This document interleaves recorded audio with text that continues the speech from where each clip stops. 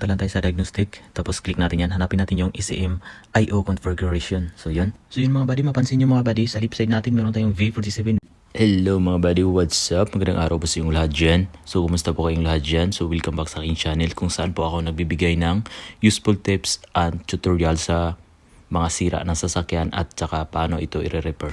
So anyway mga buddy, meron po tayong trouble dito. Ito po ay Western Star 2005 year model with Detroit diesel engine series 60. So yun, tapos yung kanyang ECU nandito po sa gilid ng kanyang makina, nasa left side. Anyway mga buddy, sabi na may-ari dito, hindi daw gumagana yung cruise control niya. So ulitin ko buddy, ito ay Western Star 2005 year model. Manual transmission to mga buddy, hindi po ito automatic. So nga pala mga buddy, hindi pa nakakaalam kung ano pong ibig sabihin ng cruise control at ano po ang function nito at purpose. Gawan ko po yung sariling ibang video mga buddy. Yung cruise control switch po pala nito mga buddy ay dito po sa dashboard. So ito yung cruise control niya, switch, at ito yung seat cause at saka resume accelerate. So ibang sasakyan po yung cruise control nila ay nasa steering wheel, lalo na sa mga kotse, nandun po sa steering wheel yun mga buddy. So tara, i-check po natin kung ano po ang sira nito mga buddy. So sa nakakaalam o sa hindi pa nakakaalam, ang cruise control ay ginagamit po ito sa pagtaas ng RPM kahit hindi ka pa nakaapak ng accelerator. So kayang itaas niya yung RPM kahit hindi ka nakaapak sa accelerator pedal. Ang cruise control po mga buddy ay hindi lang po siya kinokontrol ng dalawang switch at saka ECU. Ito po ay kinokontrol po ng brake switch pedal at saka clutch switch pedal kung ito po ay manual. At sa automatic naman po ay brake switch pedal lang po ang isa sa nagkokontrol sa kanya. So ngayon alam na po natin na itong dalawang pedal ay involved sa function ng ating cruise control. Kapag mayroon pong isang pedal switch dito na hindi gumagana ay apektado po yung cruise control natin at hindi po gagana. At kahit pa i-on nyo tong cruise control nyo switch, yan, on-off nyo yan, on nyo, tapos pindutin nyo yung set cause or resume acceleration, hindi po talaga gagana yan. Wala po yung palo yung RPM nyo dito sa dashboard or yung gauge nyo ay hindi po tataas yan dito. So ngayon mga buddy, alam nyo ba na pwede natin i-check yung switch nya, brake pedal switch at saka cruise control switch nya kung gumagana gamit yung ating laptop na with diagnostic tools. Tara, gamitan natin ng laptop at saka diagnostic tools para mabilis yung pag-check natin ng switch dito. At para makita at matuto kayo mga buddy paano mag-check ng mga switches gamit yung diagnostic tools. So dahil ito ay Detroit engine, meron ako dito ang dalawang diagnostic tools. Diagnostic Link 8 sa mga latest model at saka Diagnostic Link sa mga old model na gaya nito na 2005. So ito yung gagamitin natin, yung Diagnostic Link, dahil ito ay medyo old na mga buddy. So yun. At i-double click lang po natin yan. Bali dito mga buddy, antay lang po natin. Initializing siya. So antay natin na maging connected. So yun, connected na po siya. So yan, makikita natin yung mga details ng ating ECU at saka engine mga buddy. So yan. Alright, connected na po tayo mga buddy. So ang napansin ko dito mga buddy, wala po tayong fault codes. Ayun po. No codes. Wala po siyang fault codes mga buddy. So so dahil po wala siyang fault codes, ang gagawin natin ngayon mga buddy ay i-check natin yung mga switches gaya ng clutch pedal, brake pedal switch at saka yung cruise control at saka yung seat cause at saka yung resume accelerate. So bali dito mga buddy, punta lang tayo sa diagnostic, tapos click natin yan, hanapin natin yung ECM I/O configuration. So yun. So yun mga buddy, mapansin nyo mga buddy, sa left side natin meron tayong V47, V8. Ayan po ang ECM pin out galing sa ating mga switches gaya ng seat cause, service brake. So dito mga buddy, isa-isahin natin i-check yung switches na involved sa ating cruise control gaya ng clutch release switch, service brake release switch, seat cause switch, at saka cruise enable switch. Tingnan natin isa-isa yan mga buddy. So dito muna tayo sa brake. Click lang natin yan. Makita nyo, naka-on. Yan mga buddy, naka-on. So ngayon, papakan natin yung brake pedal. Tingnan nyo kung may nagbabago ha. Nakita nyo ba din, nag-off. So ibig sabihin gumagana yung ating switch. On. So ngayon sa cruise control naman tayo buddy, kung nakita natin yung state nya naka-off. So ngayon, ito yung cruise control switch. On natin yan ha. Pindutin natin on kung gumagana. Ayun, gumagana sa buddy. So ibig sabihin hindi sira yung switch natin. So pangalawa, Yung seat coast na naman tayo mga buddy. Dito tayo seat coast. Click lang natin yan. Oh, naka-on, naka-off state siya mga buddy. So ngayon, ito yung seat. Yan oh, seat coast. So yun, pindutin natin yan. Ayun, gumagana buddy. Gumagana yung isang kwan. So ngayon dito na naman tayo sa resume. Naka-off. Pindutin ulit natin to. Ito yung resume. Pindut natin. Gumagana. So gumagana yung switch natin. Isa na lang yung hindi natin na check, yung clutch. Yung clutch relay switch. Yung clutch, so click natin yan. Yan, naka-off. Off shift sa ano. So ngayon,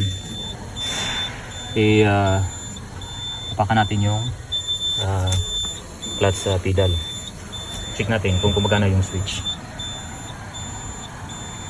Yan, apak.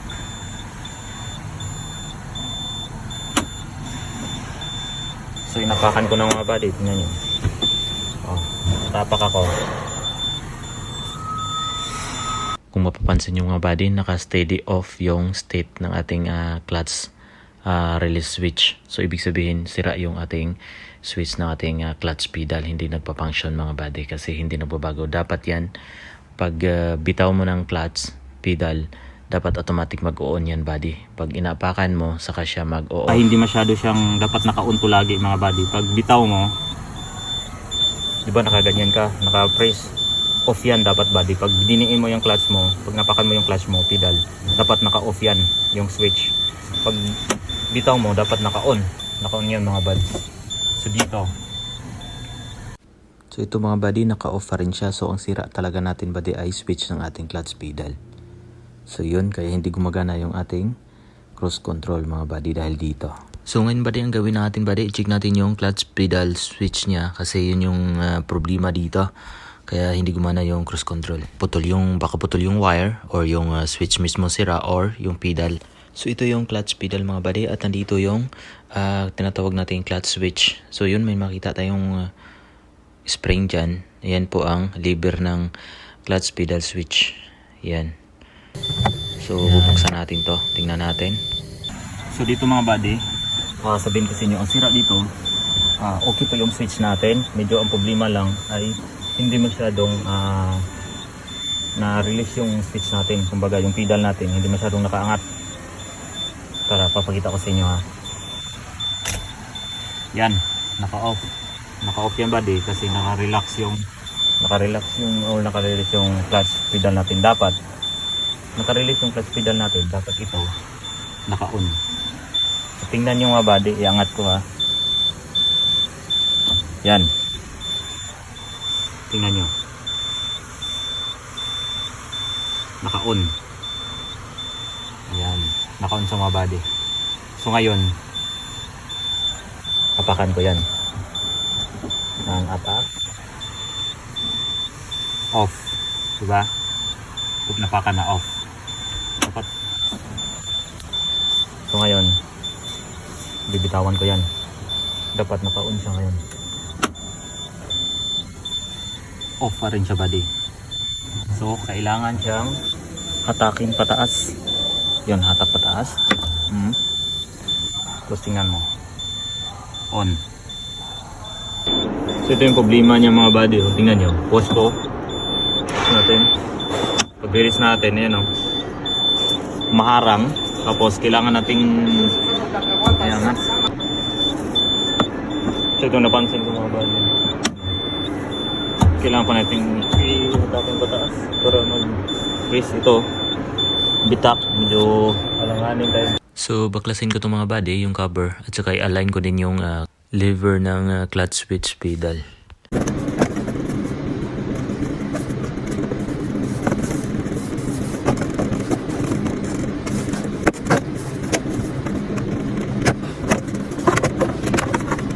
Alright mga buddy, ito na po yung kanyang clutch pedal switch. At tapos meron siyang medyo mahabang lever. Yan. At napansin ko dito mga buddy, medyo nabaluktot na yung lever niya. So ang gagawin lang natin dito, ikutin ko lang yan, payuko. Yan, kasi nakatingala siya eh. So ngayon mga buddy, subukan natin yan. Check natin dun sa ating laptop kung gumagana yung switch. At ito naman buddy, katingan ko lang ng konti yan. Tapos ibalik na yung cover mo. So yun dito mga buddy, binalik ko na yung cover. Tapos ko na po yung kinatingan. Alright, tapos ko na pong nailagay yung cover mga buddy. At na-align ko na po siya, hindi na po siya sumasagi sa ating clutch pedal. So ngayon mga buddy, i-check natin sa ating laptop kung gumagana na yung switch ng maayos. Ganun pa din mga buddy, punta tayo sa diagnostic. At hanapin natin yung ECM-IO configurations. So yun. Saka hanapin natin yung clutch release switch. Alright. At ma-check na natin.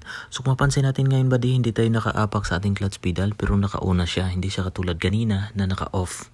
So ngayon naka-on. So for sure, gumagana na yung ating clutch pedal switch. Dahil ngayon, naka-release na siya. Pero naka-on. So which is ito yung normal na function niya mga buddy. So ngayon aapakan ko siya. Titingnan natin kung magbabago yung state niya. Kung mag-off. Alright, nag-off siya buddy. Mula on, naging off. So release natin. Nag-on. So alright, okay na po yung ating clutch pedal switch niya mga buddy.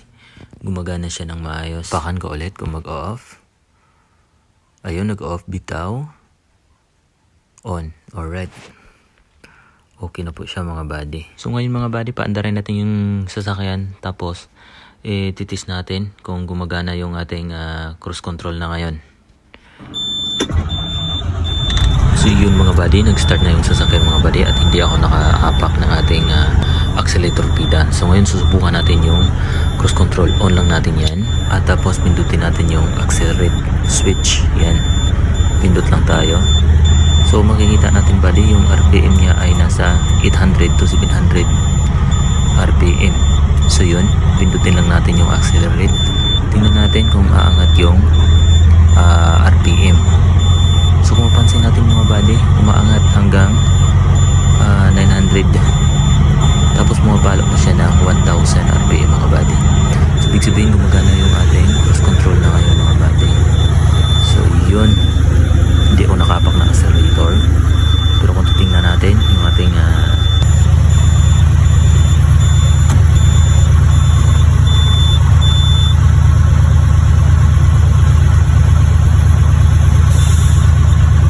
job accomplished na po tayo mga buddy. Okay na po yan mga buddy. Release na po natin yan. So yun, lumabas na yung sasakyan. Tapos ang lakas pa ng snow mga buddy. Tingnan nyo. Yun, pumuti-puti lang mga buddy. Snow pa yan. Tapos yan yung ginawa natin buddy. Umatras na siya. So yun lang mga buddy. Sana ay meron kayong napulot na mga tips and idea at konting kaalaman mga buddy.